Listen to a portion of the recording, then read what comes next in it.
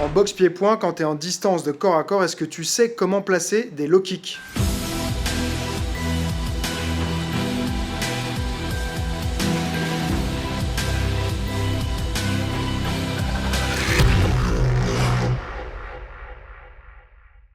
Salut, Greg Gotelf pour gregot.com. Dans cette vidéo, on va voir une technique que j'ai piquée à Joe Valtellini, qui est un ancien combattant du Glory, un Canadien. Il a son école qui s'appelle Bazooka Kickboxing. Il y a plein de vidéos sur YouTube que je te recommande. Et donc, ce qu'on va voir, en fait, c'est comment travailler un certain type de low kick qui fait quand même bien mal, mais surtout qu'on peut faire à distance très rapprochée. Avant de commencer cette vidéo, si tu es passionné comme moi d'arts martiaux et sport de combat et que tu n'es pas encore abonné à cette chaîne, fais-le tout de suite. Ce qu'on va voir comme low kick, c'est tout le contraire de ce que j'enseigne d'habitude, c'est-à-dire que en général, je demande aux gens de bien pivoter, passer la hanche, créer de la distance pour pas être à distance de contre au niveau, donc plutôt travailler comme ceci, avoir les mains vers l'avant, pour masquer le coup de pied, se protéger de ça. Là, on va voir complètement le contraire, mais c'est ça qui est marrant. Donc, c'est un low kick sans pivot. Il appelle ça no pivot low kick, donc pas de pivot. Et ça va être un coup de pied qui est montant. Je ne vais pas du tout chercher à pivoter, je vais simplement aller percuter, presque comme si je donnais un coup de pied direct comme ça, mais légèrement en diagonale. Et ça vient faire vraiment comme une béquille. Donc, plusieurs points importants. Première chose, on va venir coller ses gants à son front pour être tout le temps en protection pendant le mouvement. D'accord? Donc, pendant tout le low kick, je dois à aucun moment faire ça. Parce que je travaille de très près. Donc, l'autre, il y a de fortes chances qu'il essaie de me contrer avec ses poings. Donc, gants collés ici, boum, j'envoie. Autre point important, il ne faut pas non plus que ma tête, elle se rapproche. D'accord? C'est-à-dire qu'il y en a, en fait, pour lever leur jambe arrière, ils ont tendance à faire ça pour libérer la jambe arrière. Mais là, c'est pareil, je vais aller m'empaler sur ces attaques. Donc, je suis ici, boum, et surtout, comme ça, je ne vais pas le montrer. L'autre, s'il me voit faire ça, il va détecter un mouvement. Donc, je dois être là, bim, envoyé, et je reviens très rapidement en appui. Ok? Donc, si vous le faites correctement, vous allez voir que c'est un low kick qui a un peu une sensation de béquille et qui va vite faire mal. Alors, ça ne va pas arrêter tout le monde, mais c'est une excellente arme pour faire du travail de sape. Parce que la répétition de coups qu'on va recevoir comme ça, qui sont quand même assez douloureux, à la fin on va avoir du mal à marcher. Et surtout, ils sont très durs à bloquer parce qu'ils sont très près. D'accord? Quand je suis là, il a le temps de lever, de checker, boum, ok? Quand je suis ici, peut-être il est en train de m'attaquer avec ses poings, je me protège, bim, et je peux placer mon coup de pied. Même pendant ses attaques, puisque je garde bien les gants collés. Ok? Donc maintenant, ce qu'on va voir ensuite, c'est la liaison avec le bras opposé. Donc je suis en garde comme ceci. Je vais travailler mon low kick et en reposant, j'envoie mon crochet avant. Donc ça fait 1, 2, 1, 2. Donc il faut trouver cette liaison entre le moment où je repose, ma hanche elle est en train de reculer, qui va me permettre d'envoyer l'autre hanche en rotation pour mon crochet. Donc je suis ici, boum, boum, là, là. Je fais attention de ne pas me découvrir, c'est-à-dire que mon crochet, je ne dois pas passer par en bas puis ensuite remonter. J'ai ma garde bien levée, ma tête rentrée, j'envoie 1, 2 directement. 1, 2, boum, boum. Ok?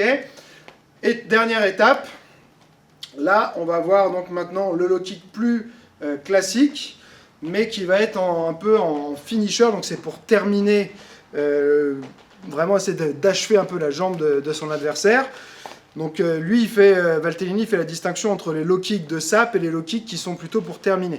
Donc je fais mon premier low kick de sape, boum, je fais mon crochet, et de là je vais décaler et faire un low kick qui va être cette fois plutôt descendant pour qu'il vienne s'écraser sur la cuisse. Donc ça donne ça, 1, 2 et 3. Et là par contre je termine à distance, hors distance de points. Donc mon petit low kick de sape, boum, je repose crochet, décalage, et quand je reviens, j'ai créé de la distance, je ne suis pas là pour le contre. D'accord? Je dois juste faire attention à ses coups de pied, mais théoriquement, je suis suffisamment loin de ses jambes. Donc on est ici, et je suis ressorti. Encore une fois, Donc ça, c'est l'enchaînement de base. On va voir ensuite comment le placer quand on est vraiment encore plus collé, qu'on n'a vraiment pas l'espace de faire ce coup de pied. Cette fois, je suis vraiment trop près. C'est-à-dire que là, on est dans cette distance-là où on va faire des échanges de coups chacun son tour. Il m'attaque, je me protège, je réponds. Et je suis vraiment très très près, je ne peux pas le faire. Donc, Il y a Valtellini, il a une solution pour ça. Donc lui, il appelle ça le shield. Hein, ça garde comme ça, qui est levé vraiment collé au front. Et donc quand je suis dans cette distance-là, je vais légèrement pousser, alors pas avec le poids de mon corps, mais juste avec un petit peu comme si je voulais pousser avec mes coudes, en utilisant en fait la force des épaules. Je vais juste faire ça. Boum, pour créer la petite distance. J'ai pas besoin de beaucoup. Il faut pas faire l'erreur de se dire, faire ça, là j'ai plus la distance pour mon coup de pied, ça va pas. Donc c'est vraiment un tout petit mouvement. On est au corps à corps, par exemple, il m'attaque, voilà, hop, je pousse, je frappe. D'accord, et celui-ci, je pense qu'il l'a senti. Voilà, d'accord, donc on est là. Par exemple, il me fait une série de points, je me protège, je pousse, je frappe. Ok? Mais vraiment, c'est un petit mouvement sec, mais il ne doit pas être trop fort. Si l'autre, on l'envoie trop loin, on n'a plus la bonne distance pour envoyer le coup de pied. Ce qui est bien ensuite, c'est que ça peut déclencher l'enchaînement qu'on a vu juste avant. Donc il m'attaque, hop, je repousse, boum, boum, boum, et je suis ressorti. Encore une fois, il m'attaque, je me protège, je décide de repousser, hop, et je ressors. D'accord? Donc comme ça, on est parti d'un low kick que certains n'auront peut-être pas l'habitude de faire. On l'a vu dans un enchaînement, et maintenant on le voit un peu plus donc en situation, une situation de corps à corps qui est plus inhabituelle pour placer ses low kicks. Moi, c'est une technique que je trouve vraiment super intéressante et c'est pour ça que je la partage. Je le répète souvent dans les vidéos, mais il faut s'entraîner, pratiquer, mettre vraiment beaucoup de répétitions au compteur pour qu'une technique devienne efficace, qu'un enchaînement il devienne fluide. Donc on procède étape par étape. Là, pour cette technique, la première étape, c'est maîtriser le low kick. Et il faut demander son avis au partenaire. Est-ce qu'il te fait mal? Est-ce qu'il te fait pas mal? Donc on commence doucement. Partenaire, bon voilà, il faut un partenaire qui recule pas devant le fait d'avoir un petit peu des douleurs et tout. Ça fait vraiment, quand c'est bien fait, ça fait vraiment une sensation de béquille. Donc il faut vraiment demander voilà, à son partenaire, est-ce que je le fais bien ou pas? Et c'est souvent une question d'angle et de placement, l'endroit où on va aller frapper, qui va faire que ça va bien fonctionner ou pas. Donc ça, c'est vraiment la première étape. Après, faut suivre le déroulement de la vidéo et le mettre ensuite de plus en plus dans des situations de sparring pour compter et se dire voilà, je vais peut-être réussir à la placer ensuite en combat. Après, c'est simplement garder la technique à l'esprit. Quand je suis en sparring, maintenant, dès que l'autre est sur moi et que je suis un petit peu comme ça en train de me protéger et qu'on est très collé, hop, je vais pouvoir penser à faire la petite poussée ici comme ceci et enclencher mon low kick. Moi, je trouve, voilà, comme je disais, c'est quelque chose d'un petit peu inhabituel.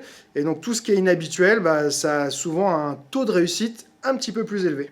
Je compte sur toi pour revenir me laisser un petit commentaire après avoir testé la technique, me dire ce que tu en as pensé, si tu arrives à la placer, si tu as des difficultés à la réaliser, tu peux me poser des questions et j'essaierai d'y répondre pour t'aider à réussir à faire cette formidable technique. Et comme je dis toujours, celui qui croit savoir n'apprend plus, alors garde l'esprit ouvert.